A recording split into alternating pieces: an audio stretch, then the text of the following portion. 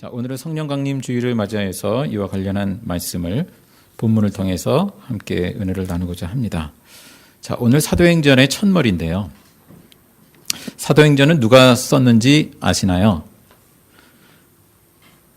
네, 제가 이미 말씀을 드렸죠. 누가가 썼지요. 누가복음과 더불어서 사도행전, 누가의 기록입니다. 1편이 누가복음이라면 2편이 사도행전인 셈이죠.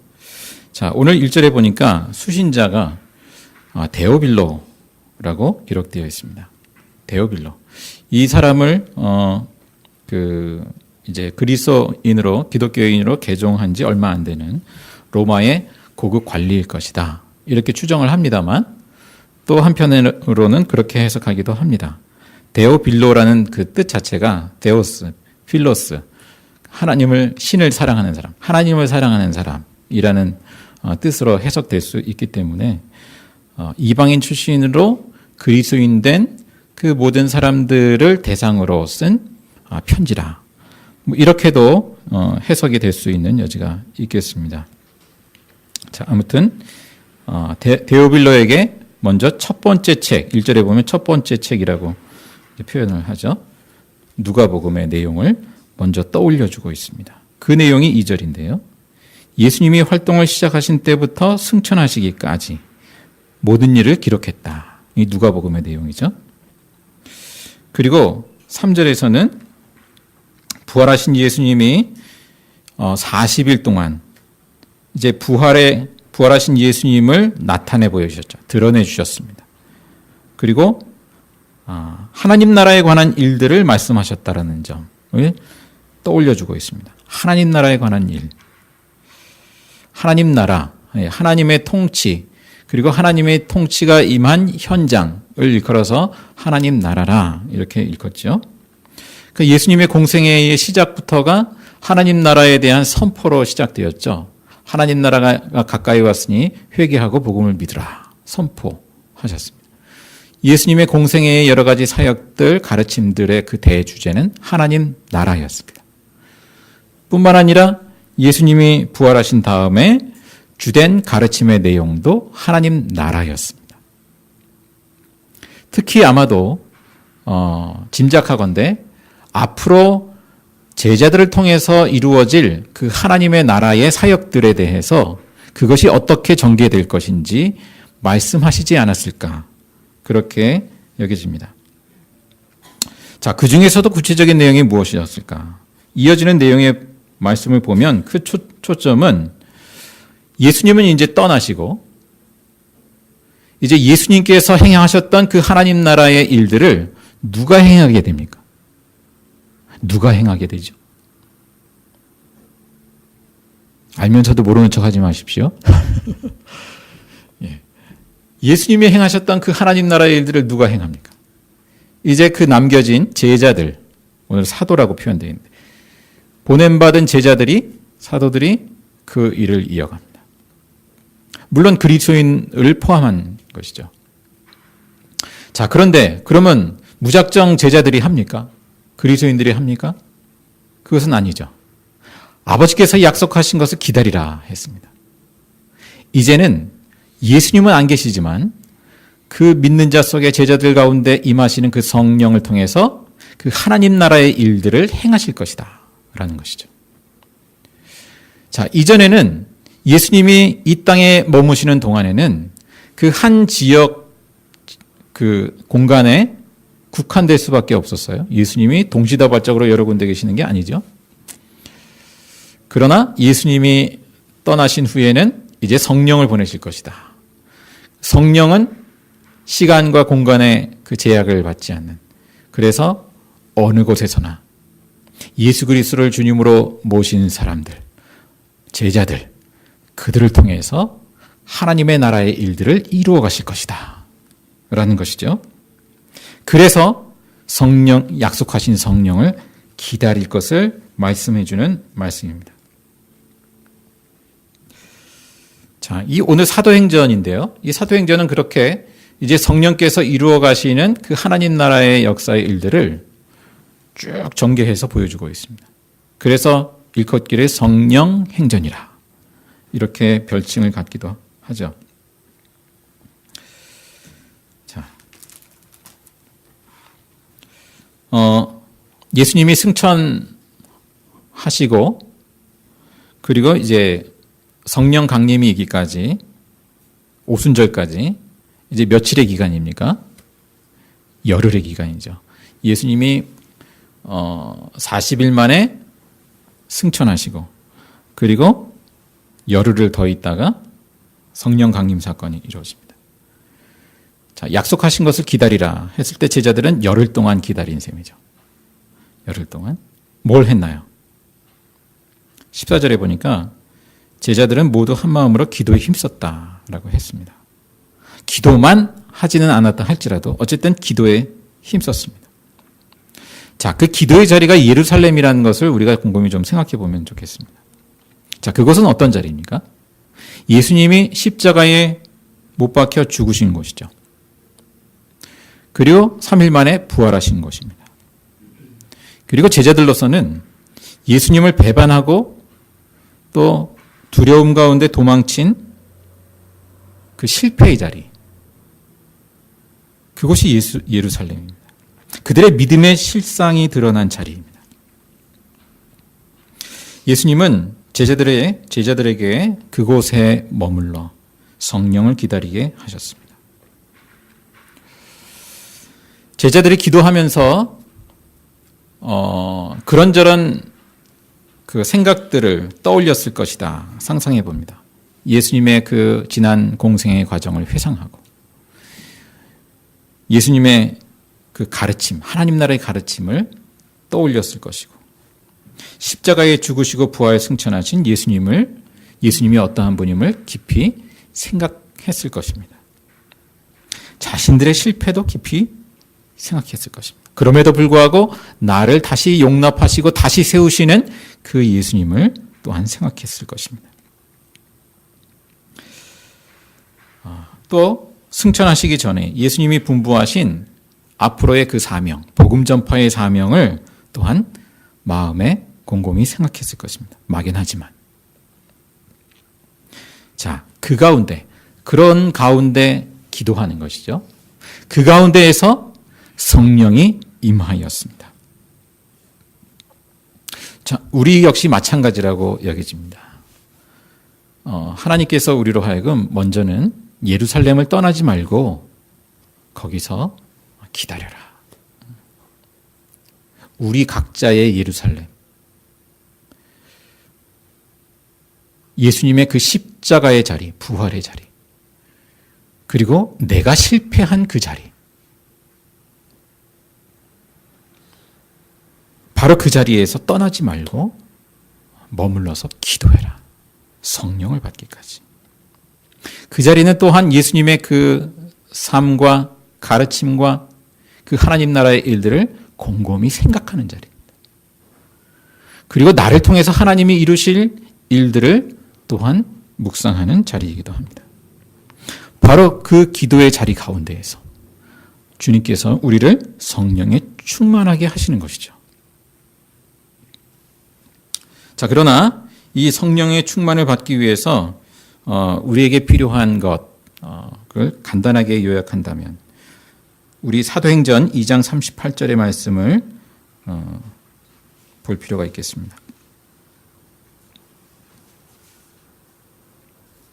사도행전 2장 38절 같이 읽습니다. 베드로가 대답하였다. 회개하십시오. 그리고 여러분 각 사람은 예수 그리스도의 이름으로 세례를 받고 죄 용서를 받으십시오. 그리하면 성령을 선물로 받을 것입니다. 자, 그리하면 성령을 선물로 받을 것입니다. 첫째는 성령을 받으려면 뭔가요? 회개하십시오. 그랬습니다. 회개하십시오. 그 앞의 내용을 보면 37절에 사람들이 찔림을 얻죠. 여러분이 십자가에 못 박은 이 예수를 주님과 그리스도가 되게 하셨다라는 베드로의 설교를 듣고 마음이 찔려서 우리가 어떻게 하면 좋겠습니까? 말을 합니다. 양심의 가책이 됐습니다. 바로 그 양심의 가책을 받은 그 사람들에게 베드로는 회개를 촉구합니다.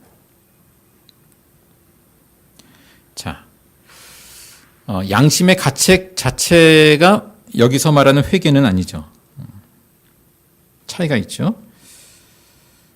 자기 반성, 후회 이러한 것들을 넘어서서 회개하라 말씀합니다. 여러분, 회개가 무엇인가요? 하나님께로 돌이키는 것이죠. 그것은 곧 오늘 말씀에 보면 결국 십자가에 못 박힌 예수를 주와 그리스도가 되게 하셨다라는 점에서 그 주와 그리스도가 되신 예수 그리스도를 영접하는 것, 믿는 것. 그것이 회개의 중심이구나. 한 예를 들어보겠습니다.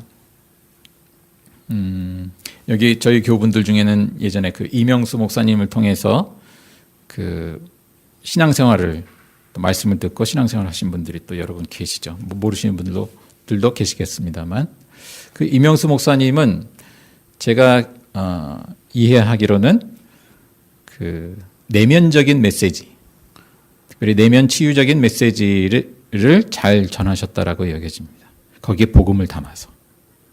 그런데 그 메시지를 들은 사람들 가운데에는 그 내면 치유적인 그 그릇, 복음을 담은 그릇과 더불어서 예수 그리스도의 복음을 받아들인 사람이 있는가 하면 그 그릇만 받아들인 사람들도 적지 않게 있다라고 여겨졌습니다. 그 이야기를 나눠보면 뭔가 그 말씀을 통해서 깨달음도 있고 자기 성찰도 있고 또 어떤 면에선 치유도 되고 했는데 예수 그리스도를 주님으로 아직 영접하지는 못했나 보구나. 이렇게 여겨지는 것이죠. 그 차이. 자, 회개하십시오 라고 했을 때 그 핵심은 무엇입니까? 우리가 예배 시간에 참회 기도 시간을 꼬박꼬박 가지고 있습니다. 참회 기도를 할 때 우리는 무엇을 하고 있는 것입니까? 단지 자기 반성, 내가 이번 주 살면서 이걸 정말 가족한테 누구한테 잘못했네. 내가 잘못했구나. 자기 반성만은 아니죠. 결국에는 예수 그리스도를 주님으로 다시 우리가 고백하고 제가 예수님을 주님으로 따르겠습니다 라는 그 믿음의 결단이 포함되어 있는 것이죠. 그게 중심이죠. 단지 그 내가 잘못한 것의 그 개별적인 그 항목들, 그 항목들을 단지 내가 돌이키는 것, 그것을 넘어서는 것이죠. 자, 우리가 어떠한 믿음 생활을 하고 있는가? 우리가 처음 신앙생활 할 때의 그 패턴을 처음에는 그럴 수 있어요. 처음에 우리가 신앙생활 할 때는 초신자니까 그냥 거기서 유익한 어떤 말, 삶의 교훈, 또 어떤 치유되는 어떤 메시지, 그것들만을 선택적으로 받아들일 수 있죠. 그러나 우리가 신앙생활을 오래 하면 할수록 결국에는 예수님과 맞닥뜨릴 수밖에 없습니다. 하나님께서 우리에게 보여주시는 메시지는 단지 가르침이 아니라 한 인격으로 오신 예수님이거든요. 그 예수님을 주님으로 영접하고 그가 바로 예수님으로 오신 그 하나님을 따라서 살아가는 삶. 그것을 우리에게 촉구합니다. 회개하십시오. 그 메시지입니다. 자, 예수 그리스도의 이름으로 세례를 받고 죄 용서를 받으십시오. 바로 그 주와 그리스도가 되신 예수 그리스도의 이름으로 세례를 받고, 세례를 받는다는 것이 무엇입니까?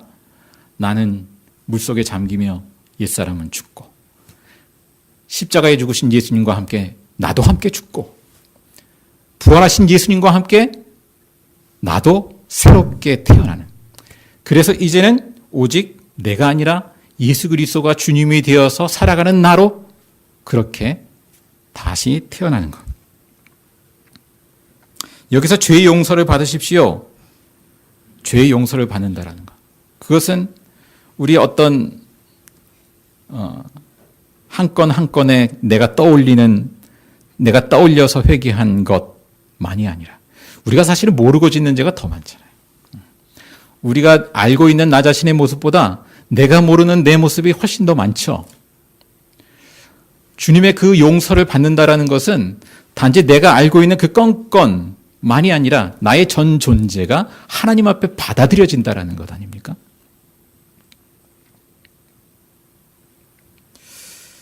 자, 전 존재가, 우리 전체가 하나님의 의롭다 하심을 얻는 것.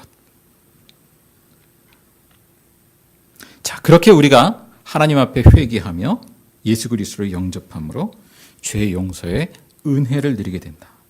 그리고 바로 그리하면 성령을 선물로 받을 것이다. 라고 말씀하고 있습니다. 자, 다시 1장으로 돌아가서 5절에 보시면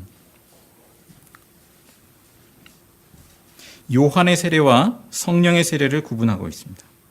요한은 물로 세례를 주었으나 너희는 여러 날이 되지 않아서 성령으로 세례를 받을 것이다. 요한의 세례도 회개의 세례였죠.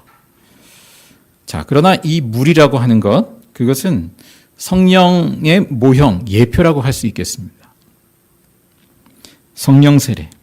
이 성령의 충만한 임재는 이제 성령을 통해 하나님의 통치가 내 삶 가운데 임하는 것이죠.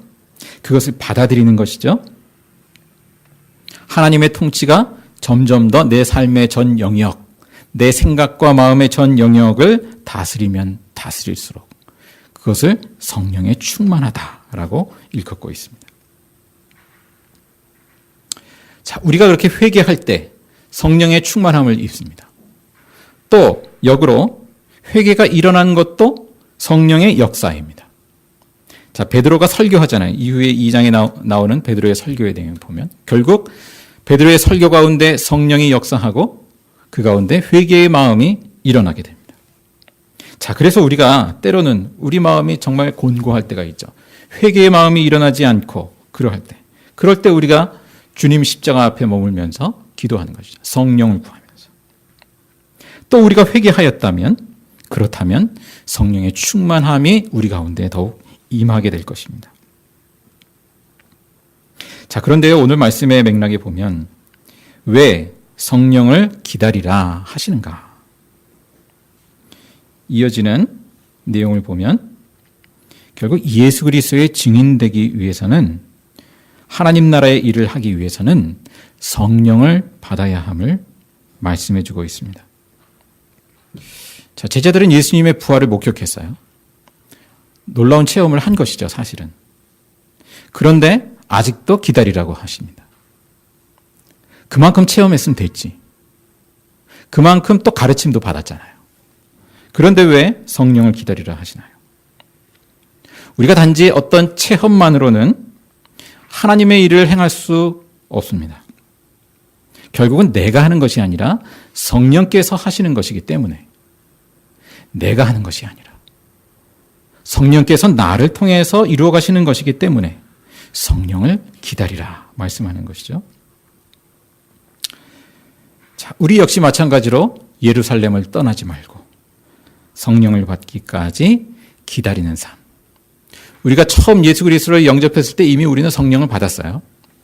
그러나 성령의 충만함을 덧입기까지는 우리는 이것은 이례적인 것이 아니라 지속적으로 우리가 기도하면서 구해야 할 것입니다. 매일매일의 삶 가운데 우리가 먼저 주님 앞에 머무는 그 시간으로부터 우리의 삶을 시작하는 그러한 신앙의 삶.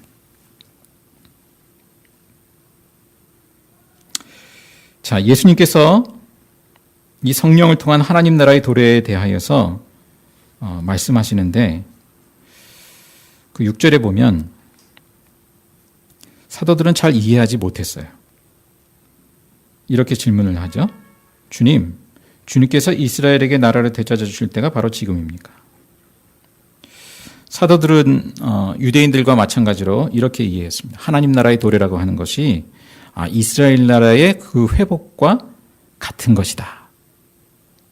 그렇게 이해를 했습니다. 그런데 예수님은 그 차이를 말씀하십니다. 7절 이하에 보면 때나 시기는 아버지께서 아버지의 권한으로 정하신 것이니 너희가 알 바가 아니다. 너희가 알 바가 아니다. 뉘앙스가 좀 다르게 들립니다만 너희의 일이 아니다라는 것이죠. 그것은 하나님의 일이다. 그러나 8절을 다시 한번 같이 읽겠습니다. 그러나 성령이 너희에게 내리시면 너희는 능력을 받고 예루살렘과 온 유대와 사마리아에서 그리고 마침내 땅끝에까지 이르러 내 증인이 될 것이다. 자, 이스라엘의 회복이 먼저가 아니라 이스라엘이 성령의 능력을 받아서 흩어져서 땅끝까지 하나님 나라를 확산시키는 것이 먼저라는 것이죠. 자, 이를 위해서 성령의 능력이 필요하다라는 것입니다. 자, 이스라엘은 이스라엘로 대표되는 그 교회, 새 이스라엘이죠. 하나님의 백성들은 성령의 능력을 필요로 했습니다. 자, 성령의 능력이 뭔가 생각해 봅니다. 어떤 이적을 행하는 것도 성령의 능력일 수 있죠. 그러나 여기서의 핵심은 내 자아가 죽고 예수 그리스도로 충만하여지는 것. 바로 그 사람이 성령의 능력을 받은 사람이죠. 내가 죽고 오직 예수 그리스도의 영으로 충만한 사람. 바로 그 사람이 내 증인이 되리라. 내 증인이 되리라. 되라가 아니라 되리라. 여기서 증인이라는 단어는 순교자라는 뜻을 포함하고 있습니다. 그렇게 표현한다면 내 순교자가 되리라.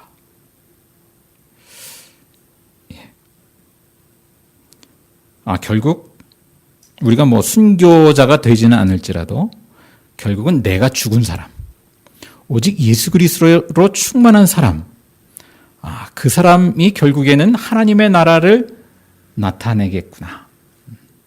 예수 그리스도의 증인이 되겠구나. 라는 것이죠. 여기 예루살렘과 온 유대와 사마리아를 언급하고 있습니다. 이것은 단지 지리적인 경계만을 말씀하는 것이 아니라 이질적이고 때로는 배타적인 그 경계이기도 하죠. 그 경계를 넘어서 마침내 땅끝에까지 이르러 예수의 증인, 예수의 순교자가 될 것이라. 자, 이후로 전개되는 사도행전의 이야기는 이렇게 경계를 넘어서서 확장되는 성령의 역사를 보여줍니다.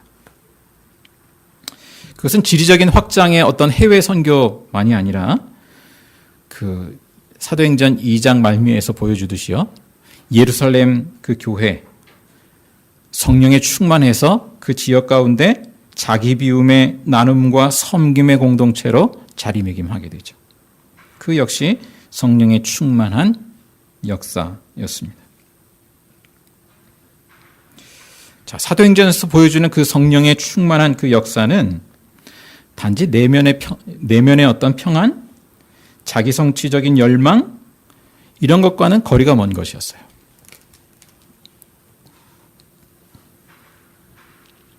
예수님은 우리에게도 이처럼 성령의 충만함 속에 그 세상의 소망을 넘어서는 하나님 나라의 소망을 품고 걸어가게 하십니다. 자, 오늘 본문의 말씀은 그 제자들이 열망했던 어찌 보면 너무나 당연한 소망인 이스라엘의 회복, 국권의 회복, 그것과 그 하나님 나라의 길이 분명하게 차이가 있다는 것을 깨닫게 해줍니다. 참 아이러니한 게요. 이스라엘이 국권을 회복한 게 언제입니까? 1948년. 2000년 이상 이스라엘은 국권을 회복하지 못했어요. 하나님이 의도적으로 그렇게 하신 것이 아닌가라고 할 정도로 나라 없는 삶을 살아갔습니다. 하나님의 나라의 그 역사와 그 진행 과정과 그 이스라엘의 그 국권의 회복이라고 하는 것이 우리가 생각하는 것처럼 동일하지 않구나라는 거. 마찬가지로 우리가 어떤 개인의 성취, 성공, 교회의 성장, 또 국가의 어떤 성장, 자, 우리 그리스도인은 이러한 것들을 하나님 나라와 동일시하시는 말아야 하겠습니다. 제 안에도 여느 우리나라 사람들 마찬가지로 그러한 소망이 있습니다. 이 나라의 통일이 언제입니까? 북한을 통하여서 정말 파리까지 기차를 타고 여행할 수 있는 그날이 언제 도래합니까? 통일이 돼서 경제 강국이 되는 때가 언제입니까? 자, 이러한 소망이 있다면 그러한 소망에 대해서 예수님은 뭐라 말씀하실까요? 그건 정말 필요한 소망 아닙니까? 당연한 소망 아닙니까? 그러나 우선 성령을 받으라. 성령의 능력을 받으면 내 삶의 현장으로부터, 내 자리로부터 그러한 경계를 넘어서, 이질적이고 배타적인 그 경계를 넘어서, 또 분단과 분열의 경계를 넘어서 북녘과 땅끝까지 내 증인이 될 것이라고 말씀하는 것이 아닌가. 자, 우리가 이 지역과 또 이 시대와 또 다음 세대를 향해서 뭔가 선교적인 교회로 쓰임받고자 하는 바람이 있습니다. 우리가 이에 앞서서 무엇을 구비해야 할까? 그러한 생각을 합니다. 오늘 말씀에 예수님의 말씀은 성령의 충만함으로 성령의 능력을 받으라 말씀합니다. 그러면 내 증인이 되리라. 이 성령의 충만함을 구하는 것은 우리가 일회성이 아니라 지속적인 과정이죠. 매일의 삶에 십자가의 자리, 회개와 말씀의 자리에 머물면서 성령의 능력으로 나는 죽고 예수로 충만한 증인 되기를 주님께서 원하시고 우리를 또한 이 자리에 부르셨습니다. 그러한 성령의 충만한 예수의 증인 되기를 간절히 바랍니다.